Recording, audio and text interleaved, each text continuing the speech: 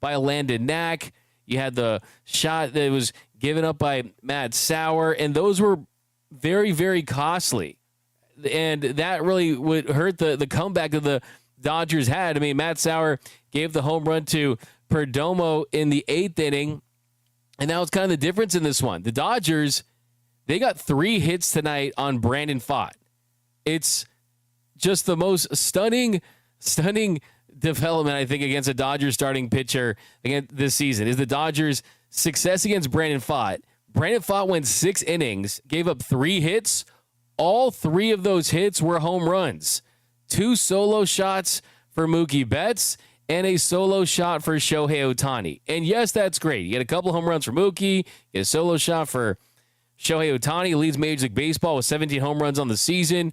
But still, that is the big difference in this game. When the Dodgers hit home runs, it was with no men on base. When Arizona hit home runs, when the D-backs went deep, it was 2-run shots. They had 3 2-run home runs on the night. You had Landon Knack giving up home runs. You had Matt Sauer giving up a home run, and it really, really hurt this team's chances of winning. And you go back to early in the game, and that's where, look, this is a team that is without a lot of its key starting pitchers. Glass now, he's on the shelf. Blake Snell's not pitching right now. Roki Sasaki, he is not going to pick up a ball yet. So you're out those 3 guys, and you're out key relievers as well. And yes, this is the first bullpen to have to throw over 200 innings this season. And when you have a bullpen that's reeling, when you have a staff that's going with an opener and Jack Dreyer, the least you can do is play good defense. And tonight, it all started in that first inning. And what really, really hurt this team was, yes, Tommy Edman is back in the lineup, and it's great to see that. But Dave Roberts has already said that dealing with the ankle injury, you're going to see him in the infield right now and not playing center field. So that did give Ha-Seong Kim an opportunity to get some time in center field, but it proved very costly. That first inning, Jack Dreyer had a lot of bad luck, and his teammates were not playing the best defense behind him in this one.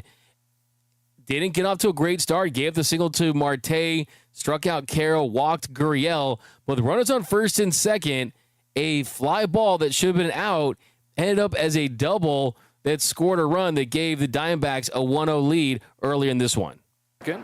Gurriel at first, 1-1 to the plate, and Suarez lifts a fly ball into center field. Ha-Seong Kim lost it, and Hernandez can't get it. Oh, it was ugly. That is not nice, pretty baseball right there. That was sloppier than a soup sandwich type of baseball right there. And you just can't have that when you're having issues with your pitchers. You got to be able to make those routine plays. And yes, it's the lights. Yes, it is a Ha-Seong Kim that has won 4 Golden Glove awards in the KBO. That's what they're called in the KBO, Golden Gloves, not Gold Gloves. Those are both in the infield. He's the first guy to ever accomplish that feat in the infield, but he's clearly going to need some time to figure out the outfield defense at the major league level when it comes to making reads off the bat, when it comes to playing the lights the right way.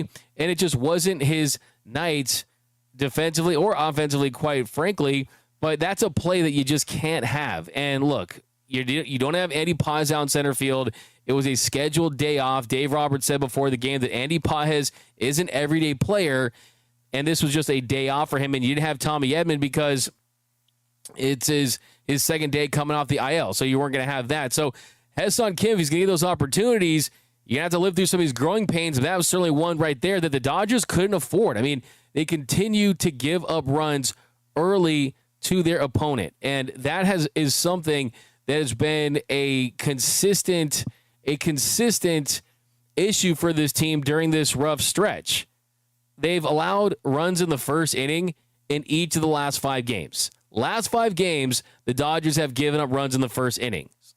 And 11 of those runs in the last 5 opening innings. I mean, that's just not 11 runs last 5 innings to open up a game. I mean, that's just no way to live. That's no way to start things off. It puts your offense behind the 8 ball. It puts your pitchers in a position where you're throwing high-stress innings early on, and it's tough to overcome that.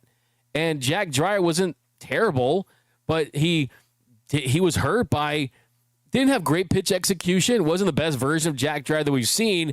But, man, his defense did not show up for him. Because in the second inning, you had the very first batter you faced, the Dodgers, they're down 2-0. And Tawa, he reached on an infield single to third, and then it was a wild pitch by Dreyer. And then a couple of hitters later, Perdomo hit a sac fly to put it up 3-0. So, yeah, I mean, Max Muncy, he's been -4 outs above average this season. He's in the 4th percentile when it comes to defense.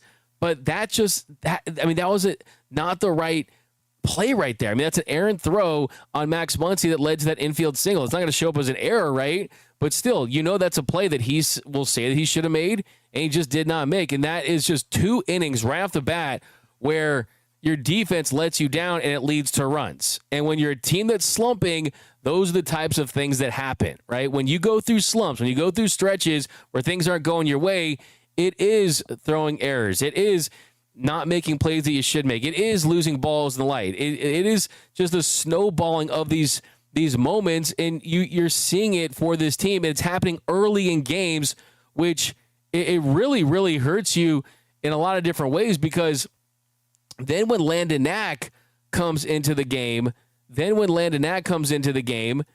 he's in a position where he's pressing a little bit. He's in a position where the Diamondbacks can see blood, and they can smell that blood against the Dodgers, knowing that, hey, this is a team that they don't want to lose to a division opponent. They want to break this losing streak.